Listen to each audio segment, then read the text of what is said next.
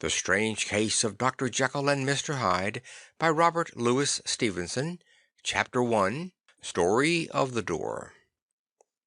Mr. Utterson the lawyer was a man of a rugged countenance that was never lighted by a smile, cold, scanty, and embarrassed in discourse, backward in sentiment, lean, long, dusty, dreary, and yet somehow lovable.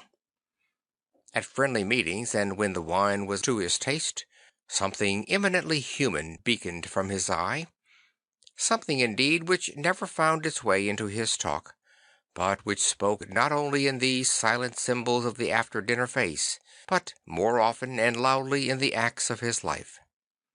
He was austere with himself, drank gin when he was alone, to mortify a taste for vintages, and although he enjoyed the theatre, had not crossed the doors of one for 20 years. But he had an approved tolerance for others, sometimes wondering, almost with envy, at the high pressure of spirits involved in their misdeeds, and in any extremity inclined to help rather than to reprove. "I incline to Cain's heresy," he used to say quaintly. "I let my brother go to the devil in his own way." In this character it was frequently his fortune to be the last reputable acquaintance and the last good influence in the lives of down-going men. And to such as these, so long as they came about his chambers, he never marked a shade of change in his demeanour. No doubt this feat was easy to Mr. Utterson, for he was undemonstrative at the best, and even his friendship seemed to be founded in a similar catholicity of good nature. It is the mark of a modest man to accept his friendly circle ready-made from the hands of opportunity, and that was the lawyer's way. His friends were those of his own blood or those whom he had known the longest. His affections, like ivy, were the growth of time. They implied no aptness in the object. Hence, no doubt, the bond that united him to Mr. Richard Enfield, his distant kinsman, the well-known man about town. It was a nut to crack for many, what these two could see in each other, or what subject they could find in common. It was reported by those who encountered them in their Sunday walks, that they said nothing, looked singularly dull, and would hail with obvious relief the appearance of a friend. For all that, the two men put the greatest store by these excursions, counted them the chief jewel of each week, and not only set aside occasions of pleasure, but even resisted the calls of business, that they might enjoy them uninterrupted. It chanced on one of these rambles that their way led them down a by-street in a busy quarter of London. The street was small and what is called quiet, but it drove a thriving trade on the weekdays. The inhabitants were all doing well, it seemed, and all emulously hoping to do better still, and laying out the surplus of their gains in coquetry, so that the shop fronts stood along that thoroughfare with an air of invitation, like rows of smiling saleswomen. Even on Sunday, when it veiled its more florid charms and lay comparatively empty of passage, the street shone out in contrast to its dingy neighbourhood, like a fire in a forest, and with its freshly painted shutters, well-polished brasses, and general cleanliness and gaiety of note, instantly caught and pleased the eye of the passenger. Two doors from one corner on the left hand going east, the line was broken by the entry of a court, and just at that point a certain sinister block of building thrust forward its gable on the street. It was 2 stories high, showed no window, nothing but a door on the lower story and a blind forehead of discoloured wall on the upper, and bore in every feature the marks of prolonged and sordid negligence.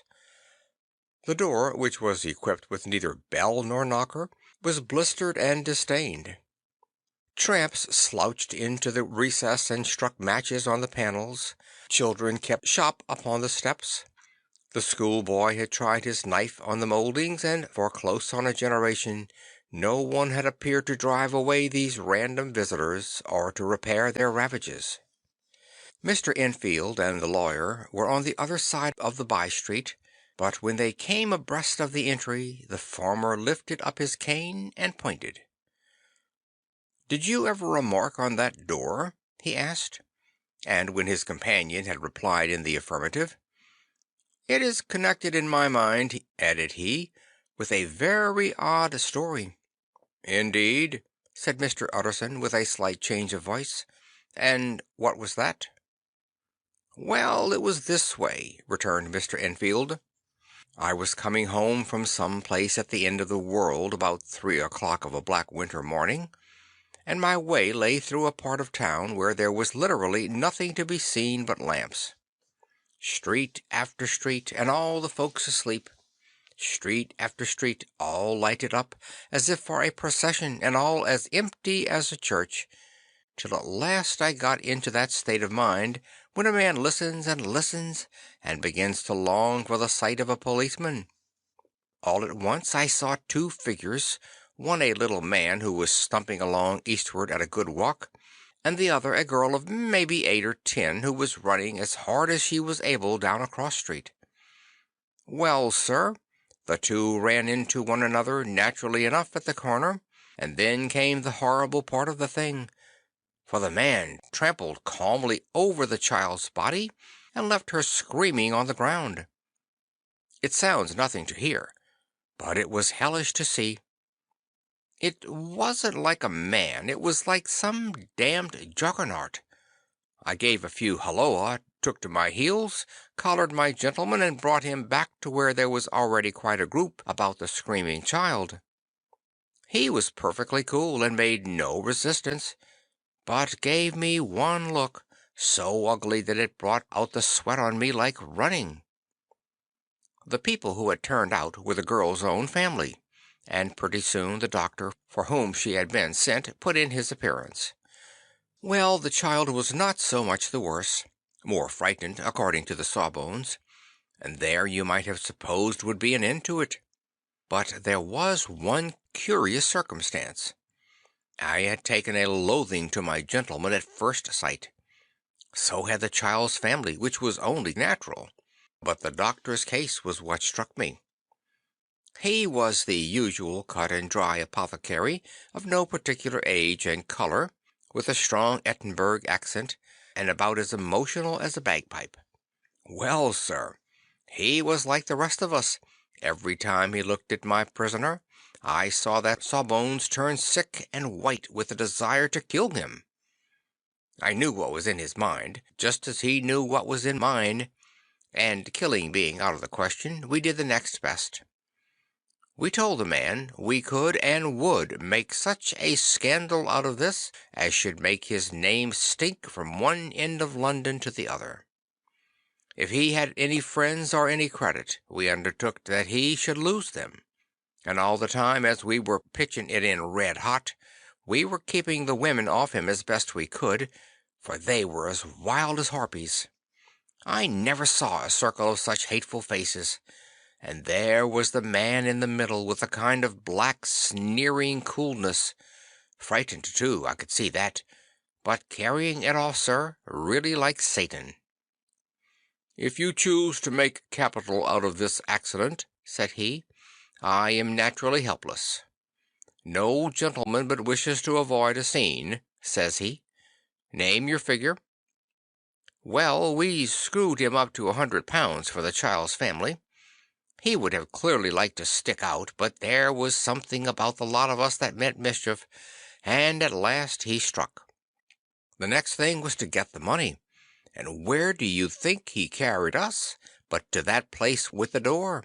Whipped out a key, went in, and presently came back with a matter of £10 in gold, and a cheque for the balance on accounts, drawn payable to bearer, and signed with a name that I can't mention, though it's one of the points of my story. But it was a name at least very well known and often printed.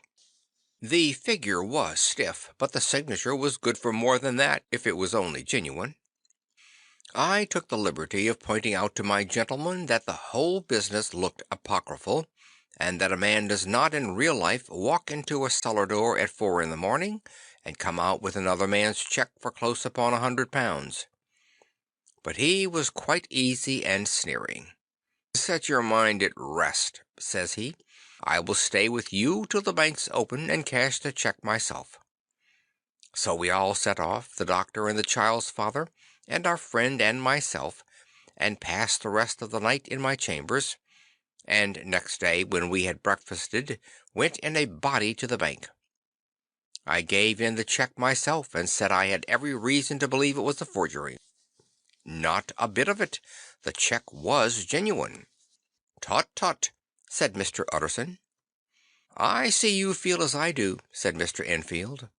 "Yes, it's a bad story, for my man was a fellow that nobody could have to do with, a really damnable man, and the person that drew the check is in the very pink of the proprieties, celebrated too, and, what makes it worse, one of your fellows who do what they call good.